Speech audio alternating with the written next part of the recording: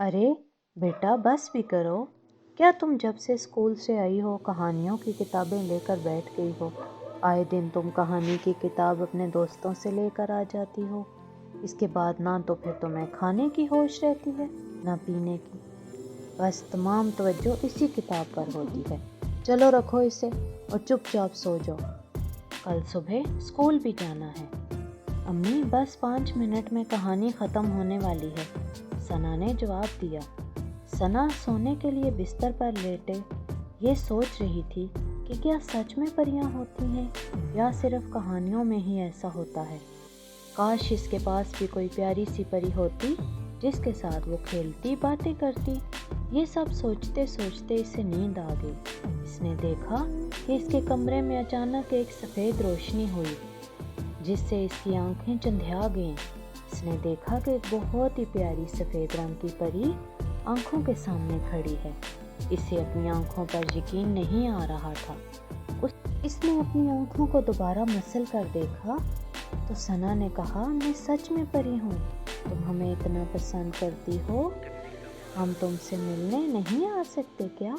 ثنا نے کہا، سفید پری آپ بہت پیاری ہیں، کیا آپ مجھے اپنے ملک کی سیر کروائیں گی؟ سفید پری نے کہا، ٹھیک ہے چلو چلیں۔ پھر وہ دونوں اڑنے لگیں۔ تھوڑی دیر میں پرستان پہنچ گئیں جہاں تمام پریاں اس کا انتظار کر رہی تھیں۔ ثنا تمام پریوں کو دیکھ کر بہت خوش ہوئی۔ اسے ہری، پیلی، نیلی، کالی، لال، غرض تمام رنگ کی پریوں سے مل کر بہت مزہ آیا۔ اتنے میں ان کی ملکہ پری بھی آ گئی جو سترنگی رنگ کی پریاں تھیں۔ اس نے ثنا کو دیکھ کر کہا، او ہم تمہارا انتظار کر رہے تھے، تم ہماری کہانیاں بہت ہی شوق سے پڑھتی ہو، اس لیے میں نے آج سفید پری کو تمہیں لانے کے لیے بھیجا تھا۔ اب سفید پری تمہیں ہمارے پرستان کی سیر کروائے گی۔ ثنا نے کہا، مجھے آپ سب سے مل کر بہت اچھا لگا۔ اتنے میں سفید پری نے کہا، چلو سیر کو چلتے ہیں، پھر تمہیں گھر بھی چھوڑنا ہے، کہیں صبح نہ ہو جائے۔ پھر وہ اور سفید پری سیر کو نکلے۔ سفید پری نے ثنا کو تمام پرستان کی سیر کروائی، اسے وہاں کے پھل کھلائے اور ٹھنڈا ٹھنڈا پانی پلایا۔ پھر وہ اپنی سفید پری ایک گرتے جھرنے کے پاس بیٹھ کر باتیں کرنے لگی۔ اتنے میں ایک جن آ نکلا، وہ بہت ہی خوار اور طاقتور تھا۔ ثنا اور سفید پری سے کہا، ثنا اس کے حوالے کر دو۔ سفید پری نے کہا، نہیں، یہ میری مہمان ہے اور میری دوست ہے۔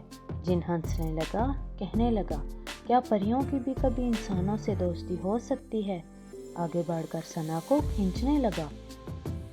ثنا نے کہا، کچھ نہیں، اس نے ایک برا خواب دیکھ لیا تھا۔ تو امی نے کہا، ہوگا کوئی پریوں کا خواب، سارا دن بس وہی، اور اب خواب میں بھی چلو، اب جلدی سے ناشتہ کرنے آؤ۔ ثنا نے کہا، جی، اور پھر خواب کے بارے میں سوچنے لگی۔